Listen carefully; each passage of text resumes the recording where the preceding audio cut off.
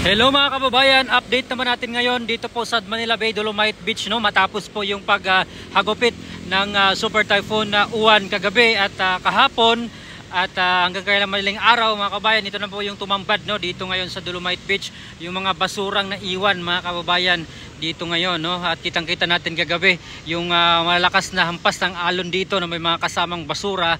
So ito na po yung naiwan mga kababayan. Hindi pa po siya totally nalinis, no? Or nahakot na kuha ng mga taga DNR, Estero Rangers, mga taga MMDA at syempre ang mga taga DPS ng Manila City government mga kababayan.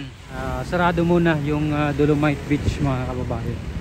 So nakita nga natin doon dami pang mga basura din na hindi pa nalinis, no mga kababayan. Hindi po madali-daling malinis ng mga kawani ng gobyerno, ng MMDA, ng DPS at ng DNR, Estero Ranger, kasi sa sobrang dami ng basura ang naiwan mga kababayan mula dun sa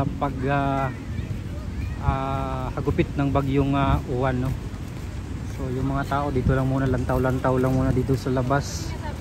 So silipin natin doon sa may footbridge mga kababayan yung Dolomite Beach dito banda sa may US Embassy, no?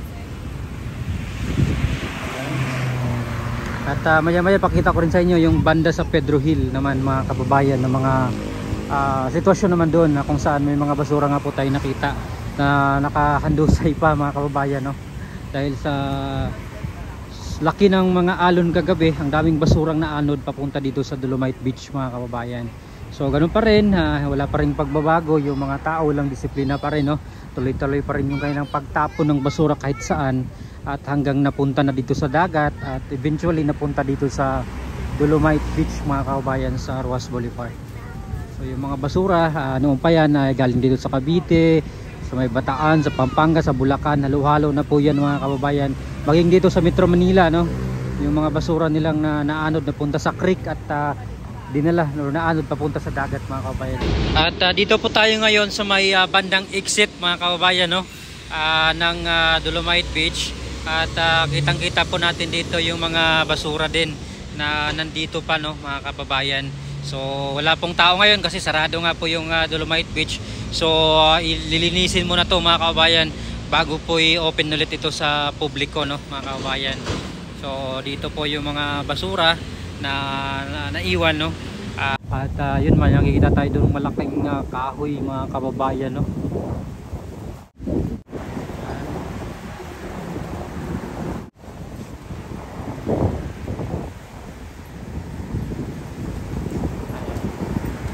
At pupunta tayo doon sa may footbridge mga kababayan, silipin natin yung kabuuan, no, dito sa Dolomite Beach.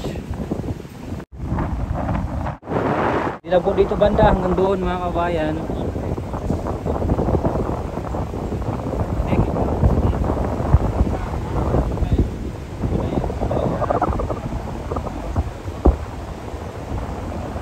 So ngayon medyo okay na po yung panahon dito sa Manila mga kababayan, kaya nagpakita yung araw.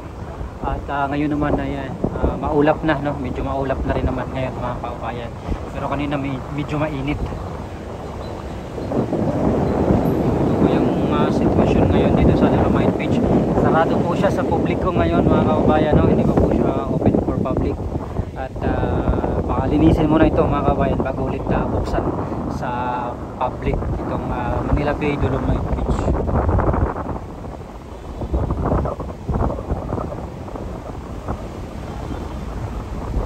At ngayong hapon, no, may mga mangilan-ngilan pa rin pong bumisita dito sa Dolomite Beach mga kababayan.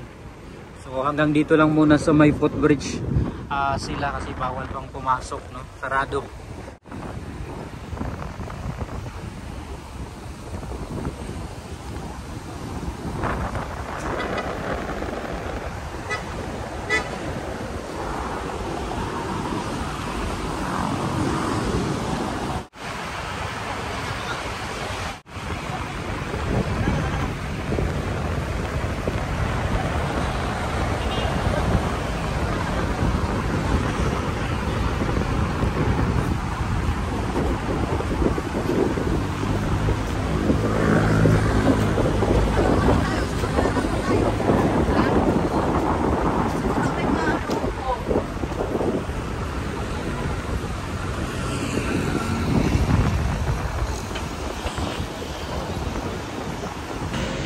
At dito po tayo banda ngayon sa may Pedro Hill mga kababayan, no? Na kung saan ito po yung sitwasyon ngayon din dito sa side na ito ng Dolomite Beach.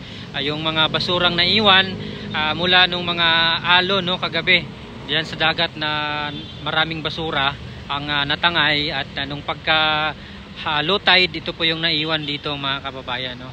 Yung mga basura. Pero bukas baka maubos na rin po itong Hakote, no? Linisin ng mga kaway ng gobyerno, ng DNR, ng Estero Rangers, maging ng taga MMDA at ng DPS mga kababayan, no, ng Manila City LGU.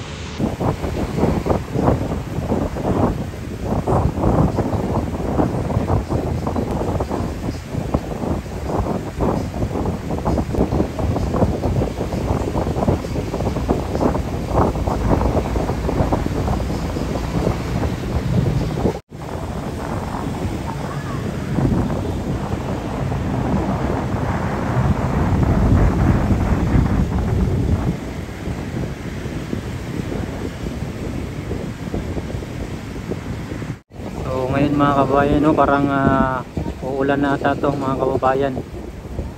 Ayan na, medyo madilim na po yung ulap. Mukhang parating na yung ulan.